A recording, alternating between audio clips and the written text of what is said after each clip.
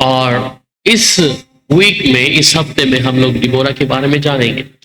और कितने लोग डिबोरा के बारे में जानते हैं? डिबोरा, ठीक है, तो आज जान जाएंगे।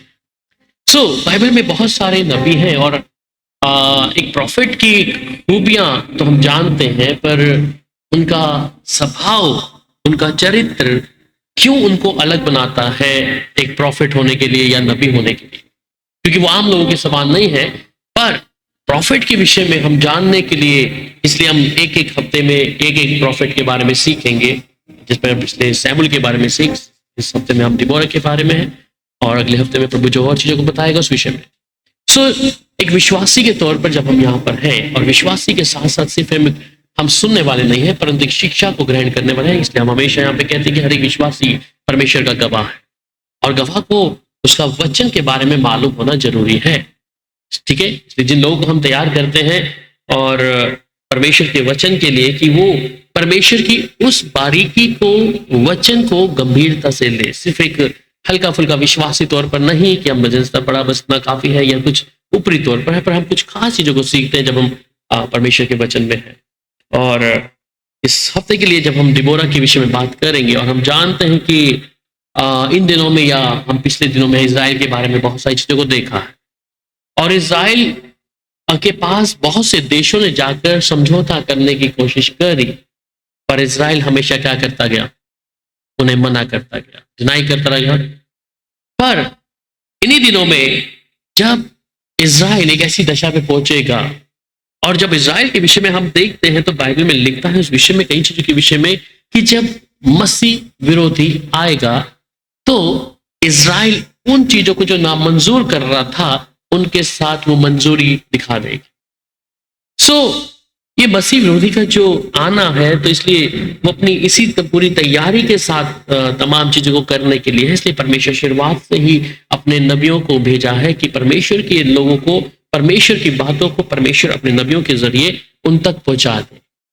सो डिबोरा, जिसके विषय में आप लोग कई लोग नहीं जानते, पर आपने फैमिलियर नाम है, सुना होगा, पर उसकी खासियत विषय में नहीं मालूम होगा। सो डिबोरा का जिक्र जब हम देखते हैं तो न्यायों की किताब 4 अध्याय और उसका 1 आय से लेकर हम लोग कुछ पढ़ेंगे 3 और 4 से, फिर हम स्टेप बाय स्टेप आगे जाएंगे। सो न्यायों की किताब चैप्टर 4 वर्स 1 से। सो प्लीज माइक में ही बोलेगा कि लोग सुन सकें। जी।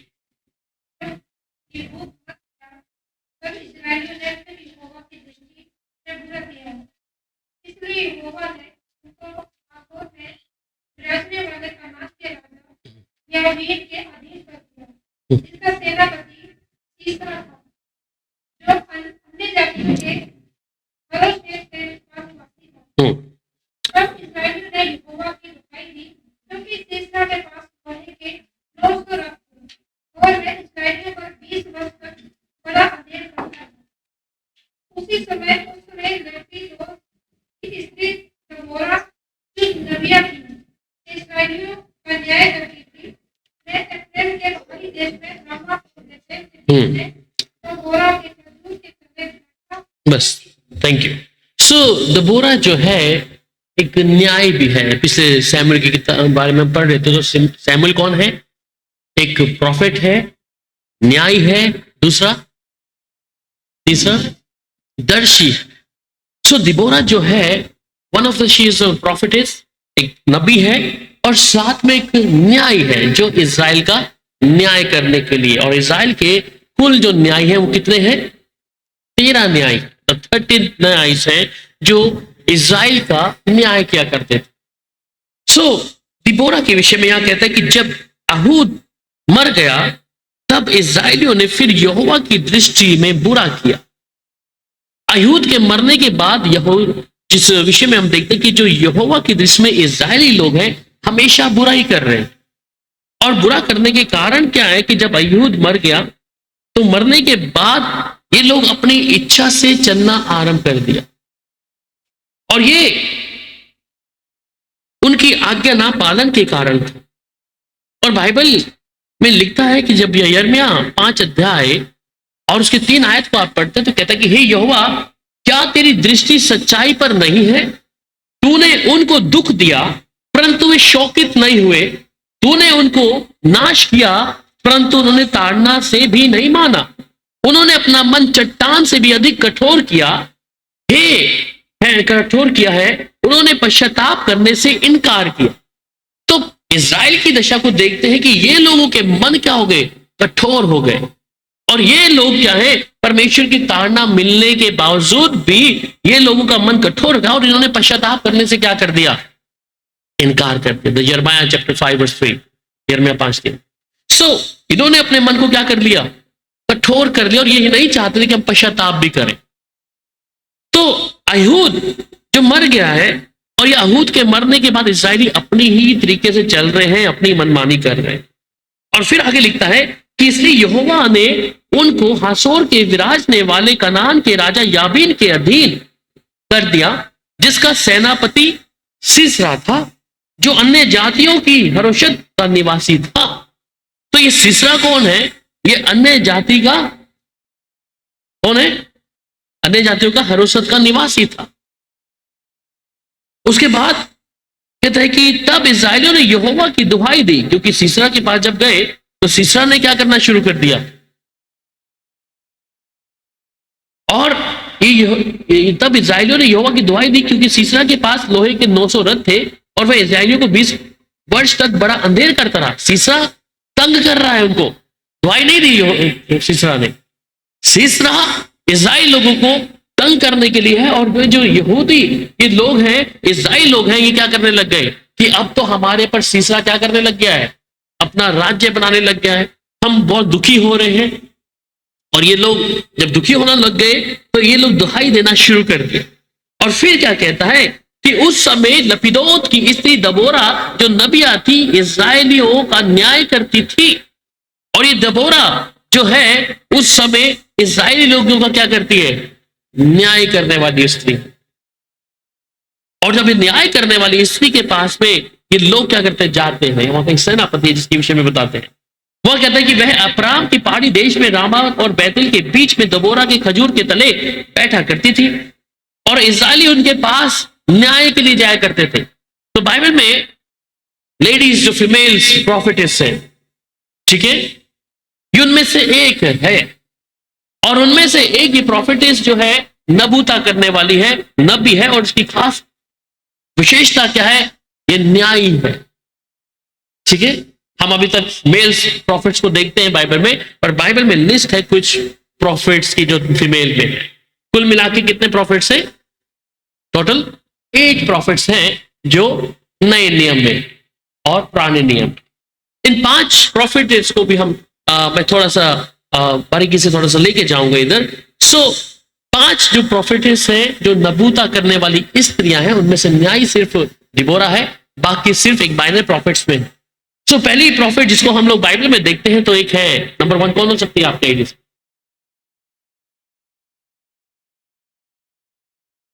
द बुक ऑफ एक्सोडस, निर्गमन की किताब 15 अध्याय 20। Your mouth is shut down, जुबान को चुप रखते हैं आप, कुछ तो बोले। निर्गमन की किताब 15 अध्याय उसकी 20 आयत यहां पे कहता है, पढ़िएगा। मरियम है मूसा की बहन, मरियम का नाम एलिय्याह के हाथ में डफ लिया और सब लिए डफ लिए नाचती हुई उसके पीछे हो गई। सो हारून की जो बहन है, और ये कौन है? मूसा की भी बहन है, ये कहते हैं। और हारून की बहन मरियम नाम की जो नबियत ने हाथ में डफ लिया और सब स्त्रियां डफ के लिए नाचती हुई उसके पीछे हो ली। सो पहली प्रॉफिटेस, पहली जो लेडीज फीमेल प्रॉफिट है वो कौन है? मरियम। ठीक है, सो ये पहली जो है हारून की बहन मरियम है, जिसको परमेश्वर ने नबूता करने का गिफ्ट दिया है। इसलिए सिर्फ इंसानी तौर पर हम लोग इंसान को, मैन को देखते हैं, आदमी को देखते हैं कि शायद ये प्रॉफिट है, पर बाइबल में कई सारी स्त्रियां हैं जिनको परमेश्वर ने नबूता के लिए रखा, क्योंकि परमेश्वर का काम है। परमेश्वर अपनी सेवा को किसी बहन के द्वारा, भाई के द्वारा ले सकता है, पर सही मायने में कई जगह पे हम लोग कई बार स्त्री को ओहदा नहीं देते हैं कि पास्टर का ओहदा लेके वो आगे आए। स्त्री क्या कर सकती है? प्रचार कर सकती है, वचन दे सकती है, परंतु हर एक चीज को अपने ऊपर लेकर एक पास्टर का लेकर ओहदा को नहीं चल सकती, गवाही दे सकती है। ठीक है, क्यों? क्योंकि अगर किसी को दफन करना है, किसी को प्रभु भोज देना है, तो स्त्री आगे नहीं कर सकती है वो चीजें। इसलिए परमेश्वर ने औरत को अलग नहीं रखा कि हम औरत को ये समझे कि एक छोटी है, इसको ये हम इससे बढ़कर हैं। बाइबल लिखा है कि वो एक बराबर है। ठीक है, तो औरत का सर कौन है?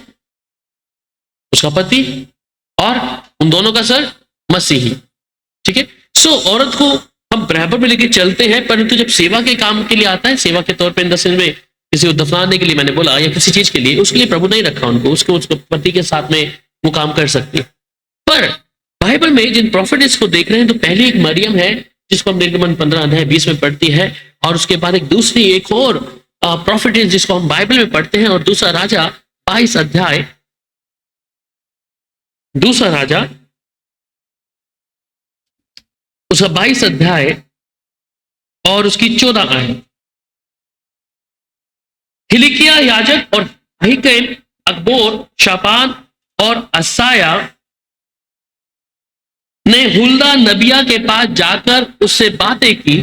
वह शालोम की पत्नी थी जो तिकवा का पुत्र और हायस का पोता और वस्त्रों का रखवाला था, और वह स्त्री यरूशलेम में नए टोले में रहती थी।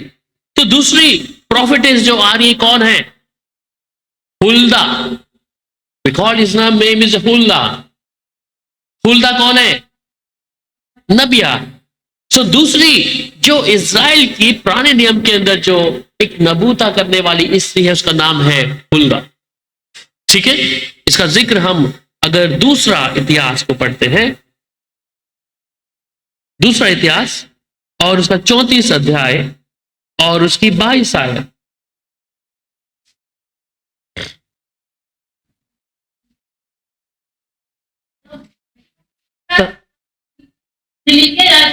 राजा ने अन्य दूतों समेत हुल्दा नबिया के पास जाकर उससे बात के अनुसार बात की।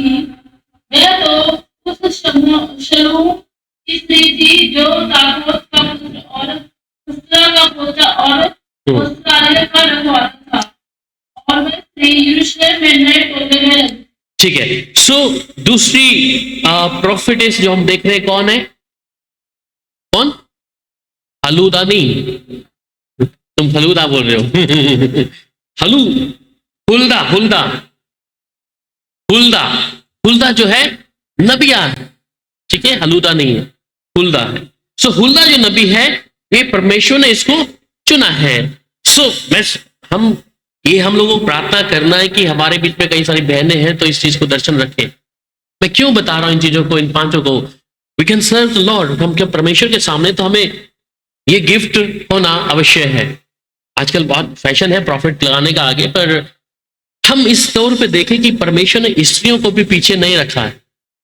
उन्हें भी परमेश्वर ये गिफ्ट जो दिया है, और ये गिफ्ट जो दिया है, ये नहीं कि हम लोगों की भविष्यवाणी इस विषय में करें कि क्या मिलेगा क्या नहीं मिलेगा, क्या तुम्हारा ऐसा होगा।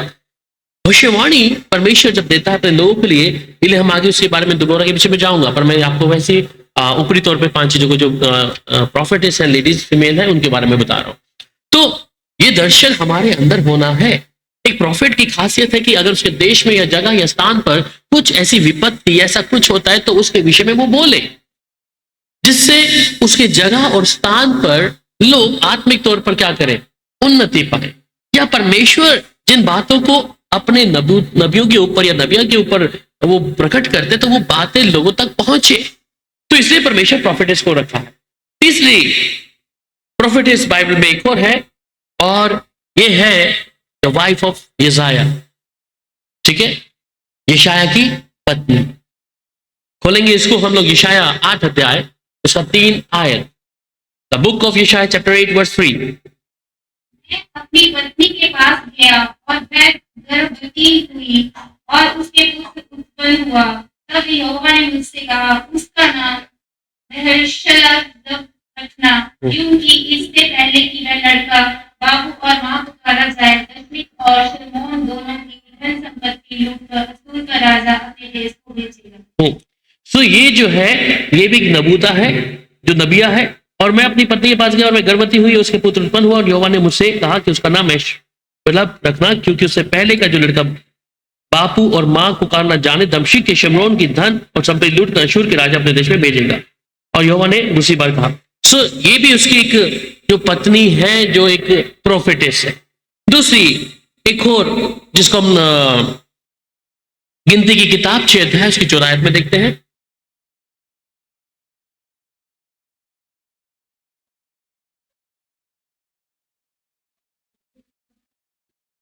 गिनती की किताब 6 अध्याय उसकी 14 है, 6 का 14।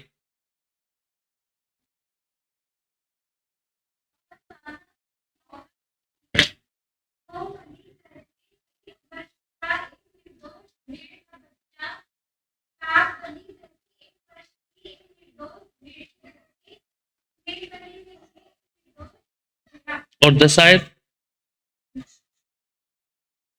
और अपनी ही मैं दोनों और कबूतरी के 2 बच्चे मिलाप वाले तंबू के द्वार पर याजक के पास ले जाए। ये रेफरेंस नहीं है, ठीक है। लूका 2:36 में एक और प्रोफेटेस है अन्ना, 2:36 और 38, 36, 37, 38। Luke chapter 2 verse 36 to 38।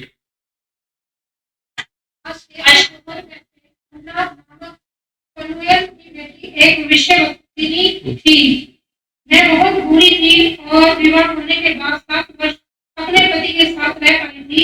मैं 84 वर्ष से विधवा थी और मंदिर को नहीं छोड़ती थी, पर उपवास और प्रार्थना कर करके रात दिन उपासना किया करती थी। और मैं उस घड़ी वहां आकर प्रभु का धन्यवाद करने लगी और उन सभी से जो यरूशलेम के छुटकारे की बात सुनते थे उस बालक के विषय में बातें करने लगी। सो ये 5 जो नबियाँ हैं, डिबोरा, मरियम, हुल्दा और यशाया की पत्नी, और फिर नोदिया और अन्ना, ठीक है। ये प्रॉफिट है जो पुराने नियम में हम लोग देखते हैं। ये लोगों को परमेश्वर ने अलग किस्म से चुना, पर हमारा विषय डिबोरा के ऊपर है कि डिबोरा जो है वो एक न्यायी है, और न्याय के साथ साथ वो एक कवि, सिंगर, राइटर, और ये कई सारी उपलब्धियां जो हैं डिबोरा के अंदर में बसी हुई। और यहां पर कहते हैं कि इजराइल का जो सेनापति है, अब हम वापिस 4 अध्याय में आ जाए तो इजराइल का जो सेनापति है वो क्या कहता है? वो कहता है उस समय लपुटी जो एक स्त्री दबोरा जो नबिया थी, इजराइलियों का न्याय करती थी, वह अप्राम की पहाड़ी देश में रामा की बेतेल के बीच में दबोरा के खजूर के तले बैठा करती थी, और इजराइली उसके पास न्याय के लिए जाया करते थे। उसने अभी नोहम के पुत्र बराक के कदेश नप्ताली से बुलाकर कहा, क्या इजराइल के परमेश्वर यहोवा ने यह आज्ञा नहीं दी कि तू जाकर ताबोर पहाड़ पर चढ़ और नप्तालियों और जबूलूनियों में से के 10,000 पुरुषों के संग ले जा, तब मैं याबीन के सेनापति सिसरा के रथों और भीड़ भाड़ समेत केशोन की नदियों को तेरी ओर खींच ले आऊंगा और उसके तेरे हाथ में कर दूंगा। बराक ने उससे कहा, यदि तू मेरे साथ चलेगी तो मैं आऊंगा, नहीं तो नहीं आऊंगा। अब ये जो इजराइल का सेनापति दिबोरा को कह रहा है, अगर तू मेरे साथ चलेगी, इसका मतलब वो व्यक्ति एक औरत के पास जाकर कहता, तू मेरे साथ चलेगी तब मैं युद्ध लड़ूंगा, तू अगर मेरे साथ में नहीं होगी तो मैं युद्ध भी नहीं लड़ूंगा। क्योंकि सिसरा के ऊपर क्या है, युद्ध लड़ना है। और ये जो बराक है ये उससे क्या कह रहे हैं, तुझे मेरे साथ चलना पड़ेगा। इसका मतलब क्या है कि आज भी इजराइल के अंदर जब हम देखते हैं और वहां की जो फौज है, जो आर्मी है जिसकी विषय हम बात करते हैं, उनको वहां पे 30 साल की उम्र तक क्या करना है, फौज के अंदर रहना है। 30 साल तक उम्र तक वाले व्यक्ति को ही फौज में रखते हैं। और उम्र उनको कितने साल काम करना है, लड़की को 2 साल, लड़के को 3 इयर्स। वहां की एक रित जो उनकी जो एक प्लान है, एक उनका जो लोगों को की यहाँ की आर्मी में जितने भी लोग होंगे उनके हर एक व्यक्ति को उनके घर से युद्ध लड़ना है। चाहे लड़की है तो वो 2 साल आर्मी में रहेगी। सो यहां पर अब जिस विषय को देखते हैं, और ये जो दबोरा है इसको जब रखा गया तो कहता तू युद्ध में मेरे साथ चलना है। आज भी वो फॉलो करते हैं उस चीज को, इजरायली लोग आज भी फॉलो करते हैं। ये दिबोरा जो है न्यायी, और 40 साल तक उसने न्याय किया है इजराइल का, ठीक है। 40 साल तक दिबोरा इजराइल का न्याय करती रही है। परमेश्वर ने उसको ऐसा रखा कि वो परमेश्वर के साथ उसका जीवन, उसका, जब मैं अभी लूका की अन्ना के विषय में देखा तो वो दिन रात प्रार्थना में थी, वो दिन रात प्रार्थना में थी, प्रभु की हजूरी में थी, समय प्रार्थना करना। आज कई बार हम लोग चाहते थे कि हमारी विशेषता या हम उन लोगों जैसे दिखे, पर उन लोगों जैसा दिखने का मतलब है कि परमेश्वर जब कुछ चीजों को हमारे हाथ में नियंत्रण लेते तो मेरा और आपका संबंध के बारे में परमेश्वर जरूर देखता होगा। जब बड़ी चीजों को परमेश्वर करने जाता है तो उसके लिए वो मेरे और आपके आत्मिक जीवन को, हमारे चाल चलन को, हमारे जीवन की हर एक श्रेणी को परमेश्वर देखेगा। इसलिए ये जो फीमेल जो प्रोफेटेस हैं, जो बाइबल के अंदर हैं, इनका आत्मिक जीवन और परमेश्वर के साथ संबंध कैसा रहा होगा। उसमें से दिबोरा एक ऐसी है जो न्याय है, एक जज है उस समय की। और ये जो बराक जिसके विषय में बात कर रहे हैं, ये कहता है अगर तू साथ में चलेगी तब मैं आऊंगा, नहीं तो मैं नहीं जाऊंगा। ये जानता है कि अगर ये मेरे साथ में होगी तो अवश्य मेरा परमेश्वर मुझे इनके ऊपर चढ़ाई करने देगा, क्योंकि परमेश्वर की जन है। और जिधर वो जाती है, जिसे हम सैमुअल के विषय में देख रहे थे, सैमुअल जिस जगह और स्थान पे खड़ा होता था वहां पर लोग डरते थे। और उसी प्रकार जब ये दिबोरा के विषय में बराक कहता है कि तुझे मेरे साथ चलना पड़ेगा, और कहता है आगे क्या कहता है, बराक ने उससे कहा यदि तू मेरे साथ चलेगी तो मैं जाऊंगा, नहीं तो नहीं जाऊंगा। उसने कहा निसंदेह मैं तेरे संग चलूंगी, तो भी इस यात्रा से तेरी कुछ बड़ाई ना होगी, क्योंकि यहोवा सीसरा को एक ही स्त्री के अधीन कर देगा। ठीक है, आपको मालूम है सीसरा को फिर किसने मारा? She is one of lady. Deborah ने नहीं मारा, पर सीसरा को एक औरत ने ही मारा। पढ़ते सो स्त्री के अधीन कर देगा। इसलिए दबोरा ने ये नहीं बोला कि कौन मारेगा, उसने कहा कि मैं तेरे साथ चलूंगी। पर सीसरा क्या कर रहा था? अभी मैं थोड़ा आपके ध्यान को यहां भटक तो नहीं जा रहे हैं। सीसरा कौन है? सीसरा क्या कर रहा है? इजराइल को तंग कर रहा है। बराक कौन है? सेनापति है। बराक क्या कह रहा है? बराक दबोरा को बोल रहा है कि वो लोग, सीसरा हम पर इतने रथों को लेकर आ रहा है तो तुझे मेरे साथ जाना है। हमने उनके ऊपर चढ़ाई कर दी। और दबोरा क्या कहती है? ठीक है मैं तेरे साथ चलूंगी। पर दबोरा ये भी कह रही है मैं तेरे संग चलूं तो भी इस यात्रा से तेरी कुछ बढ़ाई नहीं होगी। हम युद्ध में जाएंगे पर तेरी बढ़ाई नहीं होगी, क्योंकि यहोवा सीसरा से एक स्त्री के द्वारा तुझे उसे हरवाएगा। इसका मतलब सीसरा को मारने के लिए बराक जा रहा है, पर बराक के हाथों से नहीं मरेगा। कि बराक इस बात का घमंड करे कि हाँ मैंने सीसरा को मारा है। और दिबोरा कहती है कि इसमें तेरी बढ़ाई नहीं होगी। बढ़ाई किसको मिलेगी? एक स्त्री है जो सीसरा को मारेगी। सो पावर ऑफ एक वुमन का जो सामर्थ देखे कि नबी है, पर उसके साथ में सीसरा को मारने के लिए एक स्त्री को प्रभु इस्तेमाल कर रहा। और दिबोरा उस भविष्यवाणी को अपने बराक को बता देते हैं कि तेरी बढ़ाई कुछ नहीं होगी। अक्सर हम लोग कहते हैं कि हमारी बढ़ाई हो कहीं जगह पे, कि देखो मेरे वजह से ऐसा हुआ है। पर दिबोरा प्रॉफिट है, नबिया है, उसने कहा तू इस पे जाएगा तो सही, परंतु मारने वाला कोई और होगी। और वो क्या कहती है फिर आगे? वो कहती है क्योंकि यहोवा सीसरा को एक स्त्री के अधीन कर देगा। तब दबोरा उठकर बराक के संग कदेश को गई। तब बराक ने जबूलून और नप्ताली के लोगों को कदेश में बुलवा लिया, और उसके पीछे 10,000 पुरुष चढ़ गए, और दबोर उसके संग चढ़ गई। अबेर नामक केनी ने उन केनियों में से जो मूसा के साले होबाब के वंश के थे अपने को अलग करके केदेश के पास के सननीम के बांज वृक्ष तक जाकर अपना डेरा वहीं डाला था।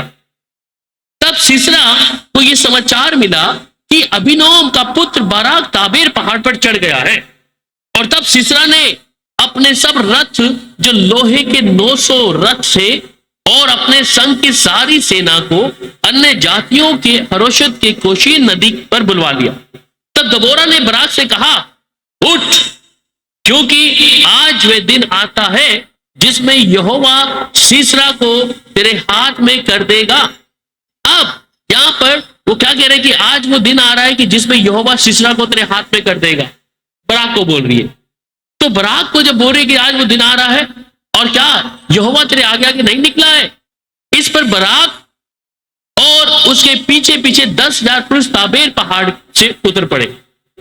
तब यहोवा ने सारे रथों वरन सारी सेना समेत सिसरा को तलवार के से बराक के सामने घबरा दिया।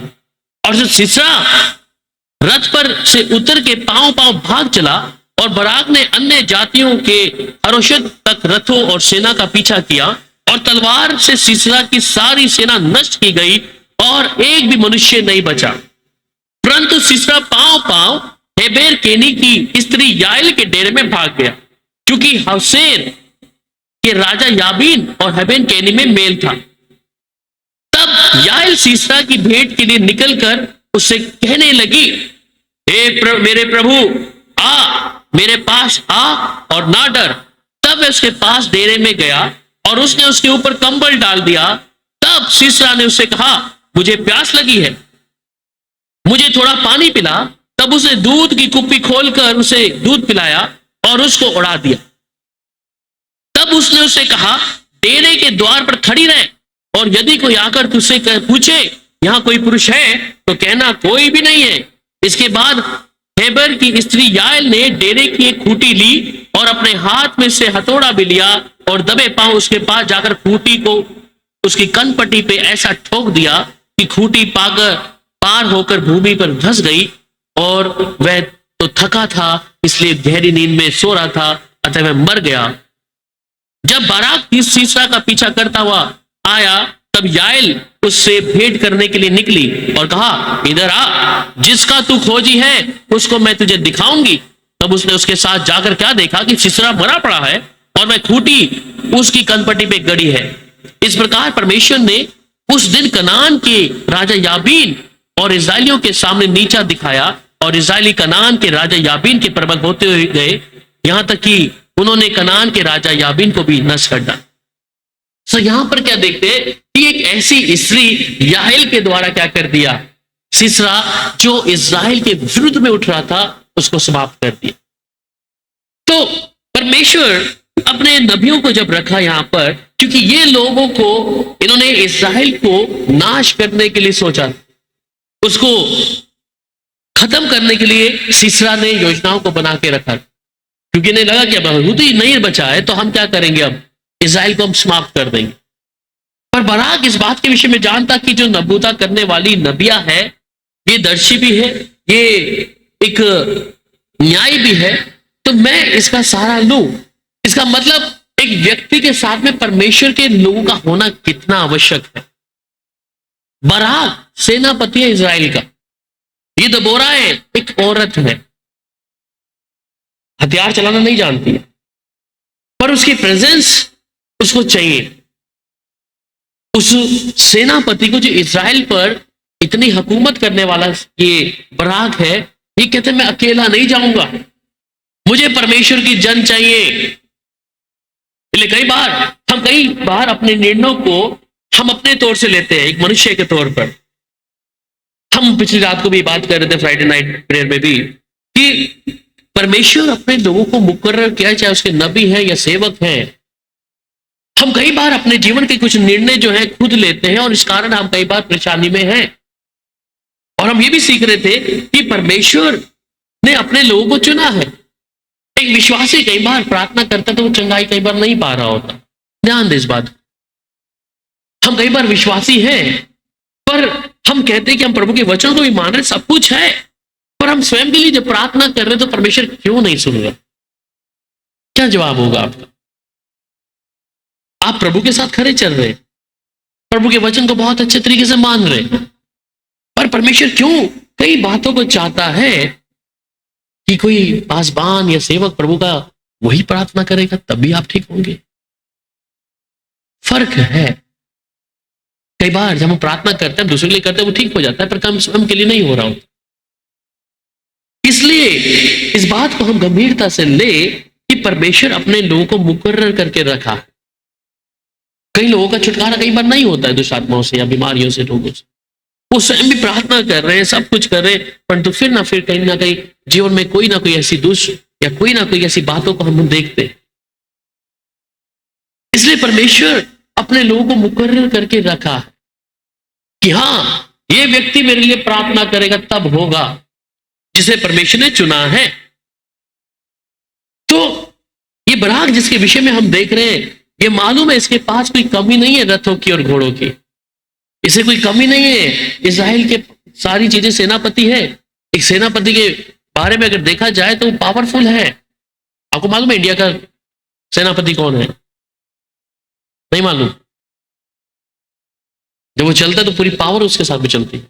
आपको तो पता होगा कि हस्बैंड आर्मी में है। नहीं मालूम? मैं टीवी में देखा है, वो हरियाणा से था, रोहतक से, उसका नाम राठौर कुछ ऐसे आता है। सो जब वो चलते हैं तो उसके पीछे इतनी आर्मी है, इतना सब कुछ, सेनापति की पावर इतनी है। वैसे बराक भी क्या इज़राइल का सेनापति है, परंतु कहता मैं अकेला नहीं जाऊंगा। दबोरा तुझे मेरे साथ चला, अगर तू नहीं जाएगी तो मैं नहीं जाऊंगा। फिर भी दबोरा इस बात को जानती है कि शायद अगर मैं चली भी गई इसके साथ में तो तेरी बढ़ाई के लिए कुछ नहीं होगा वहां पर, क्योंकि सिसरा को नाश करने के लिए परमेश्वर ने ठान लिया। सिसरा को समाप्त करने के लिए परमेश्वर ने ठान लिया है, परंतु इस बात का तो घमंड मत करना कि मैंने सिसरा को मारा है। उसके लिए कहता है एक स्त्री काफी, एक फीमेल जो कोई नबूद करने वाली नहीं है, पर एक आम औरत है याएल। मैं उसके द्वारा, परमेश्वर उस स्त्री के द्वारा सिसरा को क्या है, समाप्त होगा। तो यहां हम उस नबी के बारे में देखते हैं जो एक प्रोफेटेस है और एक कवि भी है। दूसरी बात में जब आते हैं और यहां कहते हैं वो युद्ध को जीते जब अंत में एक औरत से उसने किया ऐसे करके। उसके बाद हम 5वें अध्याय में आएंगे और 5वें अध्याय में सिसरा का दबोरा का एक गीत। क्या गीत है सुनते। उसी दिन दबोरा और अबीनोम के पुत्र बराक ने यह गीत गाया। इस दिन जब सिसरा को मारा, जब बराक दबोरा को लेके गया कि हाँ, तो ये लोग उस दिन गीत गा रहे हैं और कह रहे हैं इज़राइल के अगुओं ने जो अगुवाई की और प्रजा जो अपनी इच्छा से भरती हुई, इसके लिए यहोवा को धन्य कहो। ठीक है, कि जो प्रजा ने अपनी ही इच्छा से भरती हुई उसके लिए तुम यहोवा को धन्य कहो। हे राजाओं सुनो, अधिपतियों कान लगाओ, मैं आप यहोवा के लिए गीत गाऊंगी, इज़राइल के परमेश्वर यहोवा का मैं भजन करूंगी। तो दिबोरा इस गीत को गाती है कि मैं परमेश्वर के लिए गीत गाऊंगी, उसने कैसे मुझे उन चीजों पर विजय दी है। और कहती है हे यहोवा, जब तू सेईर से निकल चला, जब तू एदोम के देश से प्रस्थान किया, तब पृथ्वी डोल उठी और आकाश टूट पड़ा और बादल से भी जल बरसने लगा। तो वो उसकी बढ़ाई कर रही है यहां पर इन गीतों को गाकर कि परमेश्वर कैसे क्या किया है। और वो फिर कहती है यहोवा के प्रताप से पहाड़, इज़राइल के परमेश्वर यहोवा के प्रताप से वह सिनाई पिघल कर बहने लगा। अनात के पुत्र शमगार के दिनों में और याएल के दिनों में वे सड़कें सूनी पड़ी थी और बटोई पगडंडियों से चलते थे। जब तक मैं दबोरा ना उठी, जब तक मैं इज़राइल में माता होकर ना उठी, तब तक गांव सूने पड़े थे। इसका मतलब वो घमंड नहीं कर रही इस बात के विषय में किसी प्रॉफिटेस। कई बार होता है ना कि हम प्रॉफिट बोलते हैं अपने आप को तो फिर हम घमंड करेंगे। वो प्रॉफिट जो नबिया है वो अपने आप को घमंड नहीं कर रही। वो क्या कह रही है? अगर अब आम आदमी लोग सुनेंगे घमंड का गीत गा रही है शायद। वो कह रही जब तक मैं दबोरा नहीं उठी थी, जब तक मैं इज़राइल में माता होकर ना उठी, तब तक गांव सुने पड़े थे। इसका मतलब जब तक वो नहीं उठी तब तक इज़राइल में क्या हो रहा था? बहुत ही लोग सिसरा ये लोग क्या कर रहे थे? इज़राइल को नाश करने की प्लानिंग कर रहे थे। पर जब वो उठी तो फिर आगे कहता है नए नए देवता माने गए। उस समय फाटकों में लड़ाई होती थी। क्या 40,000 इज़राइली भी ढाल या बर्छी कहीं देखने में आती थी। मेरा मन इज़राइल के हाकिमों की ओर लगा है, जो प्रजा के बीच में अपनी ही इच्छा से भरती हुए। यहोवा को धन्य कहो।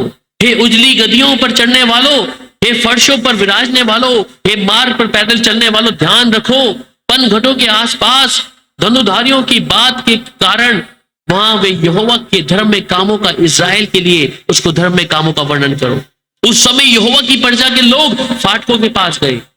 जाग जाग हे दबोरा, जाग जाग गीत सुना। हे बराक उठ, हे अभिनोम के पुत्र, अपने बंदियों को बंधुआई में ले चल। ये कहता है, फिर क्या कह रहा है, जाग जाग दबोरा, जाग जाग गीत सुना। इसका मतलब ये पूरा निर्भर थे दबोरा के ऊपर। इस्राएली लोग कह रहे, तू जाग जा दबोरा जल्दी, जब तू हमारे साथ में चलेगी अवश्य है परमेश्वर हमारे शत्रु को हमारे हाथ में कर देगा। सेनापति है, बलवंत है, शक्तिशाली है, सब कुछ है, परंतु दबोरा की आवश्यकता पड़ रही है। दबोरा कौन है? एक स्त्री है, एज भी ज्यादा नहीं, क्या है, ढली हुई है, कोई जवान नहीं है। उससे क्या कह रहे हैं, तू हमारे साथ युद्ध में चल, तू हमारे साथ चल। और ये क्या कह रहे हैं, तू जाग जाग दबोरा जाग। और फिर उस समय थोड़े से रईस प्रजा समेत उतर पड़े, यहोवा शूरवीर के विरुद्ध मेरे हित में उतर आया। ठीक है, एप्राम में से आए जिसकी जड़ अमलोक में है, बिन्यामीन तेरे पीछे, तेरे दलों में, माकीर में से हाकिम और जबलून में से सेनापति का दंड लिए हुए उतरे। और इस्साकार के हाकिम दबोरा के संग हुए, जैसा इस्साकार वैसा ही बराक भी था, उसके पीछे लगे हुए तराई में झपट कर गए। रुबेन की नदियों के पास बड़े बड़े काम मन में ठाने गए। तू चरवाहों का सीटी बजाना सुनने को भेड़शालों के बीच क्यों बैठा रहा? रुबेन की नदियों के पास बड़े बड़े काम सोचे गए। और गिलाद यर्दन पार रह गया, और दान क्यों जहाजों पर रह गया? अशूर समुद्र के तीर पर बैठा रहा और उसकी खाड़ियों के पास रह गया। जबलून अपने परान पर रख खेलने वाले लोग ठहरे। नप्ताली देश के ऊंचे ऊंचे स्थानों पर वैसा ही ठहरा। राजा आकर लड़े। उस समय कनान के राज मगिदो के सोतों के पास तनाक में लड़ रहे रुपयों का कुछ लाभ ना पाया। आकाश की ओर से लड़ाई हुई, परंतु तारों ने भी अपने अपने मंडल से सीसरा से लड़ाई की। किशोन नदियों ने उनको भा दिया, अर्थात वह प्राचीन नदी के किशोन नदी। हे मन ह्याव बांध, आगे बढ़। उस समय घोड़े के खुरों से टाप का शब्द होने लगा। उनके बलिष्ठ घोड़ों के कूदने से यह हुआ, यहोवा का दूत कहता है कि मेरोज को शाप दो, उसके निवासियों का भी भारी शाप दो, क्योंकि वे यहोवा की सहायता करने को, शूरवीरों के विरुद्ध यहोवा की सहायता करने को ना आए। सब स्त्रियों में से केनी हेबेर की स्त्री याएल धन्य ठहरेगी। डेरों में रहने वाली सब स्त्रियों में से वे धन्य ठहरेगी। सिसरा ने पानी मांगा, उसने दूध दिया। रहीसों के योग्य बर्तन में वे मक्खन ले आई। उसने अपना हाथ खूंटी की ओर, अपना दाहिना हाथ बढ़ाई के हथौड़े की ओर बढ़ाया, और हथौड़े से सीसरा को मारा, उसके सिर को फाड़ डाला और उसकी कनपटी को आर पार कर छेद दिया। उस स्त्री के पांव पर वह झुक गया, वह गिर गया और वहां पड़ा रहा। उस स्त्री के पांव पर वह झुका, वह गिरा, जहां झुका वहीं मर पड़ा। खिड़की में से एक स्त्री झांक कर चिल्लाई। सिसरा की माता ने झिलमिली की ओट से पुकारा, उसके रथ के आने में इतनी देर क्यों लगी? उसके रथों में के पहियों को देर क्यों हुई? उसकी बुद्धिमानी प्रति स्त्रियों ने भी उसे उत्तर दिया, पर उसने अपने अपने आप को इस प्रकार उत्तर दिया, क्या उन्होंने लूट पाकर बात नहीं ली? क्या एक एक पुरुष को एक एक वरन, दो दो कुंवारियां, और सिसरा को रंगे हुए वस्त्र की लूट, वरन बूटे के काढ़े हुए रंगीले वस्त्र की लूट, और लूटे हुए के गले में दानों दोनों और बूटों कोड़ों और रंगीले वस्त्र नहीं मिले? हे यहोवा, तेरे सब शत्रु ऐसे ही नष्ट हो जाएं, परंतु उसके प्रेमी लोग प्रताप के साथ हृदय होते सूर्य के समान तेजो में हो। फिर देश में 40 वर्ष तक शांति रही। यहां पर जो इज़राइल के ऊपर 40 वर्ष आगे लिखा है, क्योंकि 40 वर्ष तक क्या किया? शांति रही, क्योंकि दबोरा कौन थी? 40 वर्ष तक वहां पर क्या किया? न्याय करते। तो ये दबोरा का गीत है, जहां पर उसने एक ही इस गीत में देखा, और हमने देखा कि दबोरा किस प्रकार उस कामों को किया जो परमेश्वर ने उसको दिया। इसलिए परमेश्वर की हजूरी में जब हम आते हैं, परमेश्वर की वो कैसे आज्ञा मानती होगी? परमेश्वर की हजूरी में है, इसलिए एकदम से परमेश्वर उसके हाथ में इतनी बड़ी सियासत को नहीं दिया है। पहले में जितने भी लोग हैं, चाहे दाऊद है या जितने भी नबी हैं या जितने राजा थे, परमेश्वर एकदम से नहीं देता है, वो आज्ञाकारिता देता है। इसलिए बाइबल में सिर ढांकने के विषय में क्यों परमेश्वर इतनी कई बार कलीसियाओं में ना कि जरूरी नहीं है कि सिर को ढांपा जाए। कलीसियाओं में इस बात के विषय में क्योंकि आज्ञा का है, आज बहुत से लोग हैं परमेश्वर जब वो लोगों को देखते कि हम भी ऐसे प्रॉफिटेस हों या प्रॉफिट हों, परंतु आज्ञा कितनी मानते हैं परमेश्वर की, हम परमेश्वर के वचन के साथ चलते कितना है। इसलिए इस बात को हम ध्यान दें कि ये छोटी सी आज्ञा भी जब हम सिर ढांकने की बात करते हैं तो आज बहुत सी बहनें भी मुंह चेंज कर लेती हैं कि क्यों, जरूरी नहीं। परमेश्वर एक समान बनाया है, हम आज्ञाकारिता मांगते हैं परमेश्वर के साथ में चलने के लिए, पर जब सिर ढांकने की पहले 11 अध्याय में लिखता है ना उसके विषय में कि सिर को ढांपने के लिए एक छोटी सी आज्ञा है। अगर देखा जाए डबोरा तो कितने तरीके से परमेश्वर की आज्ञा को मान रही थी। मैं क्यों इस उदाहरण को देख रहा हूं बीच में कि हम को जब परमेश्वर सिर्फ थोड़ी सी चीजों में कई बार हम विश्वास योग्य प्रभु के साथ नहीं ठहरते, प्रभु के साथ में हम अपने आप को चाहते हैं कि प्रभु भी हमें ऐसा बनाए, पर एक छोटी सी आज्ञा को हम बहुत अच्छे तरीके से छोड़ देते हैं कि क्या जरूरी है क्या नहीं है। दबोरा उनमें से एक ऐसी स्त्री है जिसको परमेश्वर ने इस्तेमाल किया है, पर ये परमेश्वर की आज्ञा में थी, परमेश्वर के साथ में थी। उसने कहीं पर भी परमेश्वर को ये नहीं कहा कि मैं ऐसा नहीं करूंगी। और उसकी सामर्थ्य को देखें कि परमेश्वर इन जितने भी हम माइनर प्रॉफिट्स को या मेजर प्रॉफिट्स को बाइबल में देखते हैं, जो जेंट्स हैं, उनमें से दिबोरा सिर्फ एक ही न्यायी है उन 13 के अंदर। ये छोटी बात नहीं थी, इसका मतलब इज़राइल के सामने खड़ी होके वो न्याय करती थी लोगों का, जिसे आज हम जज बोलते हैं, प्रॉफिटेस है। पर इज़राइल लोग जब भी कोई चीज करते थे, कोई गुनाह करते थे, लोग वहां के राजा तक दबोरा के पास उन्हें लेके आते थे कि दबोरा तू बता कि ये न्याय करने के लिए हमारे लिए तेरा क्या काम है, तू क्या परमेश्वर की, इसको वो ऐसे नहीं लाते थे न्याय के लिए, उन्हें मालूम था ये परमेश्वर की जन है और जो बोलेगी वो परमेश्वर की उपस्थिति में होकर बोलेगी। इसलिए परमेश्वर की उपस्थिति में होकर बोलेगी, इसलिए उसको न्याय ठहराया वहां के लोगों ने। ये सेनापति जितनी पावरफुल इज़राइल का सेनापति है, परंतु ये भी दबोरा को कह रहा है मैं अकेला नहीं जाना, तू नहीं गई तो मैं भी नहीं जाऊंगा।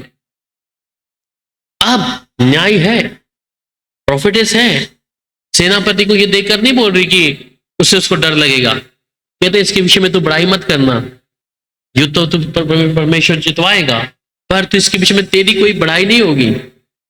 अब किसी व्यक्ति के सामने अगर ऐसी बात बोलोगे आप प्राइम मिनिस्टर को जाके, मोदी साहब को, कि हाँ तेरे साथ ऐसा नहीं होता, अगला 2024 में केस नहीं जीतेगा तू अपना वोट, तो हम क्या करेंगे? बोलने का हिम्मत नहीं होगा कई बार, उसके मुंह पे एकदम से उसकी कमी उसके सामने नहीं बताएंगे।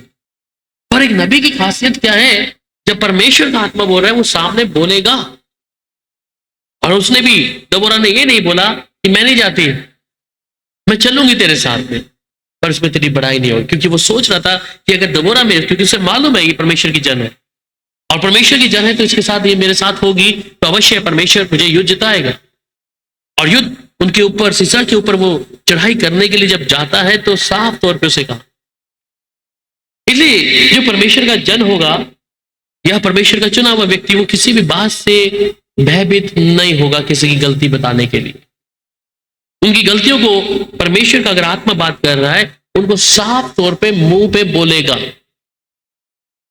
चाहे उनकी व्यक्तियों को अच्छा लगे या ना लगे। पर आजकल के प्रॉफिट जो है कुछ बातों को छुपाते हैं, जो भी झूठे नबी, वो सिर्फ उन बातों की वो आत्मिक उन्नति के लिए नहीं है, वो सिर्फ दुनियावी चीज तक सीमित रह गए और लोगों को पसंद भी वही है, क्योंकि उन्हें नहीं लेना कि हमारे भविष्य में हमें अनंत जीवन के बारे में क्या है। आज अगर आप पूछे किसी व्यक्ति के अनंत जीवन में जाना चाहेंगे, आपके सामने एक अनंत जीवन के विषय में रखा है और एक संसारिक सुख विलास के बारे में रखा हो, आप किसको लेना चाहेंगे?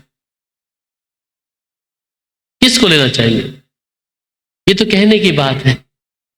अगर 500 करोड़ का एक बैग रखा होगा तो आप बोलेंगे नहीं मुझे अभी अनंत जीवन नहीं, मुझे तो ये चाहिए। नहीं चाहिए, सोना नहीं चाहिए, चांदी नहीं चाहिए, यहां रख दीजिए उतार के।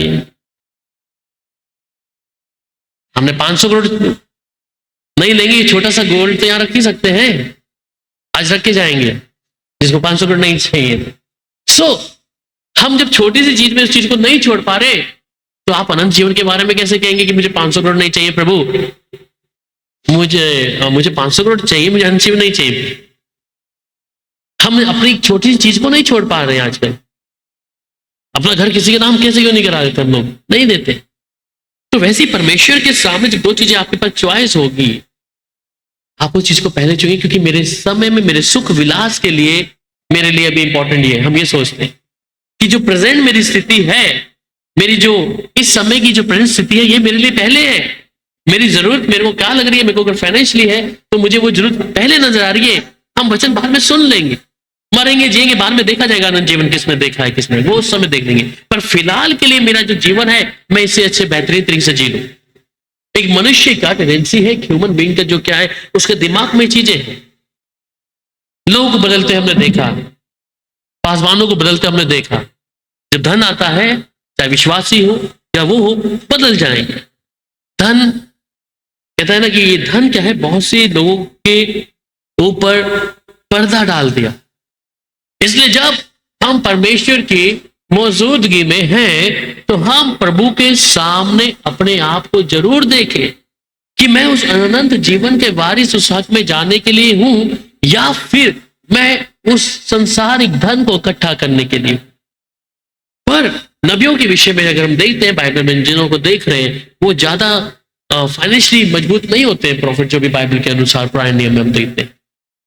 पर आज हम क्या देखते हैं कि वो ज्यादा फाइनेंशियली जो उनका वजन जो है काफी ज्यादा। तो उनका जो नबियों के विषय में जो आजकल हम लोग कहते हैं कि हम प्रॉफिट हैं, हम प्रॉफिट हैं, वो प्रॉफिट नहीं, वो प्रॉफिट कमा रहे हैं, प्रॉफिट से प्रॉफिट कमा रहे हैं। सो परमेश्वर के जो लोग हैं, इसलिए एलाइजा, एलिया या सैमुअल, ये लोग ज्यादातर अपने आप को किसी महल में नहीं होते थे। ये लोगों के लिए कहीं जंगल में है, वहीं पर समय बिताया, वहीं पर अपने दिनों को बिताया।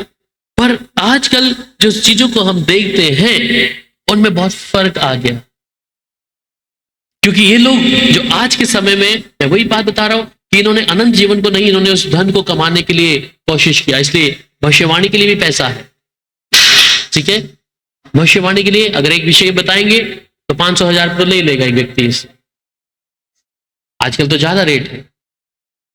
सो परमेश्वर की सेवा को अपने एक इनकम सोर्स में बदल दिया। इसलिए परमेश्वर हमें इस बात के विषय में समझा रहा है कि हम उन दूसरों के समान ना बने। हम अपने आप को दूसरे की इच्छा के अनुसार ऐसा ना करें कि परमेश्वर अगर मेरे लिए अनंत जीवन रखा है, तो मेरे लिए पहला स्थान परमेश्वर का वो अनंत जीवन ही है। परमेश्वर की हजूरी में अगर मैं समय बिताता हूं, तो मेरे लिए परमेश्वर ही पहले है, ना कि वो धन और संपत्ति जिसके विषय में मैं अपने आप को रखूं। मैं धन और संपत्ति को नहीं, परंतु मेरे लिए परमेश्वर की इच्छा को मैं पूरा करूं। सो दिबोरा जो एक प्रॉफिट है, जिसके विषय में हम सीखा है कि वो न्याय थी, परमेश्वर के संग चलने वाली, प्रार्थना करने वाली। प्रभु उसको इस्तेमाल किया उस इज़राइल के लिए, जहां सीसरा को उसके हाथ में दे दिया गया। हमें इच्छा रखना है कि हम भी प्रभु ऐसा बनाए, क्योंकि हमारा दर्शन देखना जरूरी है, और जो व्यक्ति दर्शन नहीं देखता वो पूरे नहीं होते। सो हम दर्शन देखना है कि प्रभु मैं भी तेरी सेवा के लिए ऐसे इस्तेमाल हूं। बाइबल में दिखा है कि जो सुलेमान था, वो अपने बियॉन्ड गया उससे, क्योंकि उसने उस इच्छा को जताया। जब परमेश्वर से बात करी, तू क्या चाहता? उसने कहा कि मैं विवेक चाहता हूं। उसे मालूम था कि मुझे इज़राइल का या इतने लोगों के विषय में राजा नियुक्त परमेश्वर ने किया है, तो इनका न्याय भी मुझे करना है, और मैं बिना बुद्धि और विवेक के इसका न्याय नहीं कर सकता।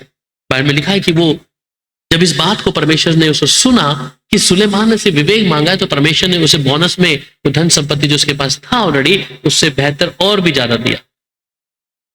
या एलीशा के बारे में, जिसने कहा कि मुझे दुगनी सामर्थ चाहिए, ठीक है।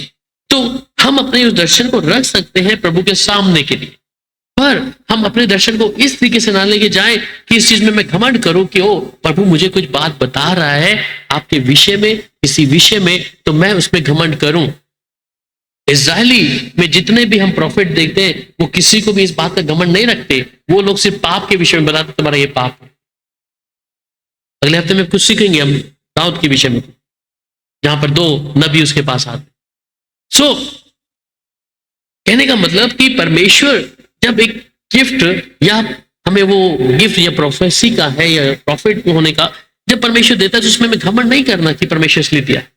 वो किसी जगह और स्थान के लिए, उन्नति के लिए हो सकता है। आप जिस स्थान पर हैं, जगह पे हैं, उस जगह परमेश्वर उस उन्नति को आपके जरिए करना चाहता है। और ये परमेश्वर के चुने हुए लोग हैं जिनके पास हम प्रार्थना करते हैं परमेश्वर। हमें ये भी सीखना है इससे दिबोरा की जिंदगी से कि जो बराक आया उसने अपनी इच्छा को पहले नहीं रखा, उसने बोला तू मेरे साथ चलेगी। इसलिए जब हम कुछ जीवन में कर रहे हैं, प्रभु के किसी व्यक्ति का जिस पर आप विश्वास करते हैं, प्रार्थना करते हैं, कोई सेवक है, जरूर उससे पूछ ले। कुछ जीवन में कुछ काम करने जा रहे हैं, पूछ ले एक बार। कई बार मुझे कई लोग अपने साथ ले जाते हैं कि हमारे साथ चलो जी दुकान पे प्रार्थना कर जाओ हमारे लिए। ऐसा होता है, प्रभु करता है। किसी के घर के आगे कुछ दिन पहले वो दुकान के आगे कोई जादू टोना करके गए, मुझे लेके गए, प्रार्थना करके आगे। फिर दूसरे आप प्रार्थना करके एक और दुकान हम ले रहे हैं, काम हो गया उसका, एक दुकान का एक और दुकान ले लिया उन्होंने।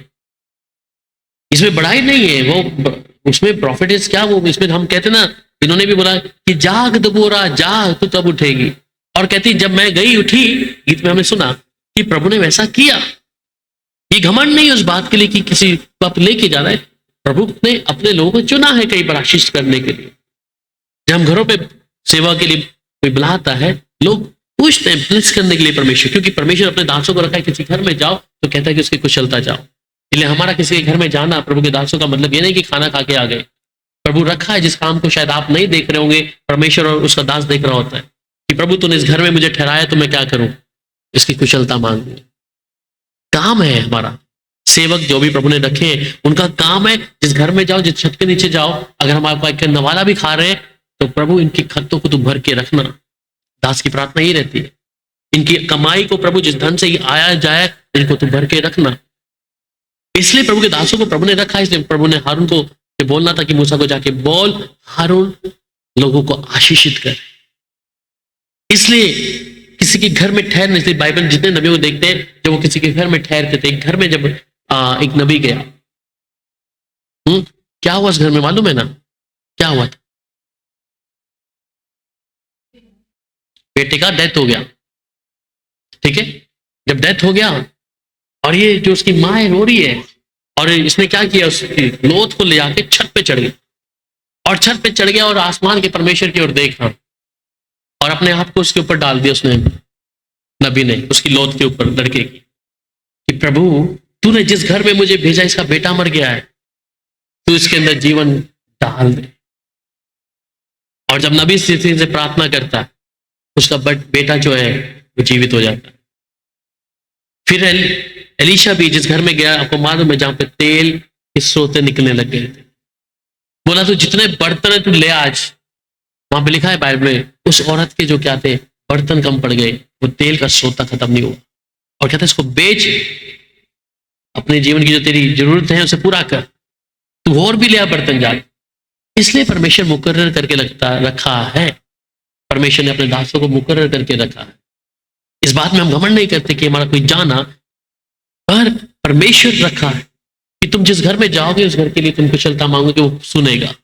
आप लोग प्रार्थना करते हैं अपने घर में, कई बार परमेश्वर हमें चंगाई नहीं मिल रही, प्रभु दास तू प्रार्थना करेगा इसके घर में, क्योंकि परमेश्वर उस काम को अपने दासों को दिया हुआ। सेवा का काम क्या है, उसके घर में जाकर उनके लिए प्रार्थना, उनकी सलामती मांगना। और हम जब कई बार प्रार्थना करते हैं हम सोचते हैं हमारी प्रार्थना काफी है, प्रभु के दास को बुलाने की आवश्यकता नहीं है। प्रभु हमसे बात कर रहा है, हमें जरूरत नहीं है इधर आना पड़ेगा, 500 का नोट उसको देना पड़ेगा, इधर आना पड़ेगा, चिकन भी खिलाना पड़ेगा। ये मेंटेलिटी है, सच्चाई है लोगों की, ये सच्चाई है। इधर आएगा तो पक्का कुछ लेके जाएगा। भैया मेरा डिमांड किसी से कुछ नहीं है, याद नहीं है, मैं तो बोलता मेरे घर आओ तो हमें दाल बना के खिलाओ, मुझे 500 का नोट भी नहीं चाहिए। और परमेश्वर जिस काम को मेरे लिए रखा है उसको मैं बखूबी से करता हूँ, चाहे आपके घर में हो या मेरे घर के अंदर मैं प्रार्थना करूँ या आपके लिए। उसका लालच मैं एक चीज का नहीं रखूंगा शुरुआत से। तो इसलिए हम इकट्ठे होकर, इसलिए प्रभु का कलाम कहता है जब तुम अंत के दिनों में जाओ तो एक दूसरे मिलना ना छोड़, हम संगति करें ज्यादा से ज्यादा, प्रभु के साथ समय बिता, और अवश्य है कि परमेश्वर ऐसा कर देगा। ठीक है, तो हम इस बात को दिमाग से निकाल दे, हमें संगति निरंतर रखना है। हम परमेश्वर को जब परमेश्वर दास ने समझा तो हमारे जैसा भाई है, चलो चल जाएगा कोई बात नहीं, पर स्वर्ग का परमेश्वर देख रहा है। जो ब्लेसिंग परमेश्वर हमारे साथ रखा, क्योंकि हमारे तो प्रभु रखा है कि तुम ब्लेस करो लोगों को।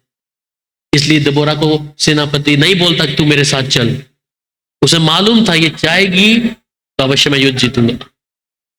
वो कहती ठीक है मैं साथ चलूंगी। इसलिए परमेश्वर के लोगों का आदर करें, परमेश्वर का आदर करें, जिस घर में जाए उसकी कुशलता मांगे। और प्रभु के साथ में जब इन प्रोफेट्स को हम देख रहे हैं दिनों में, हम ध्यान दें कि परमेश्वर के साथ चलने के लिए परमेश्वर उनको भर सकता है तो आपको भी भर सकता है, परमेश्वर उनको इस्तेमाल कर सकता है आपको भी कर सकता है। जब तक आपका दर्शन नहीं होगा तब तक नहीं होगा। ये दर्शन की बातों को परमेश्वर अपने लोगों पर जरिए पर करेगा। उन पर जहर, उनको जब भूख और प्यास होगी परमेश्वर वचन में चलने के लिए, मानने के लिए, प्रभु करेगा और अवश्य उसके लोग ब्लेस हो हमेशा। मैं विश्वास करता हूं कि आने वाले 2024 में परमेश्वर कुछ बरकतों का ऐसा देगा, उस गुप्त चीजों को प्रभु जो आपने एक्सपेक्ट नहीं किया, उन चीजों को जो है परमेश्वर का आत्मिक जीवन हो, प्रभु आप में से उठाएगा कई लोगों को। कहां पर नहीं, आत्मा में। तुम लोग डर गए आत्मा में, डर गए थे क्या? आत्मिक तौर पे उठा, ये देख रहे हैं क्या प्रभु उठाएगा हमें।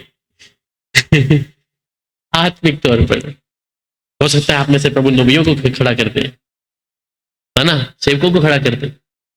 आत्मिक तौर में प्रभु मजबूत करेगा आपका जो लेवल है प्रभु को, है ना। इसलिए हम इन चीजों को जब देखते हैं प्रभु को आदर दें हर चीजों में। आइए प्रार्थना करते हैं।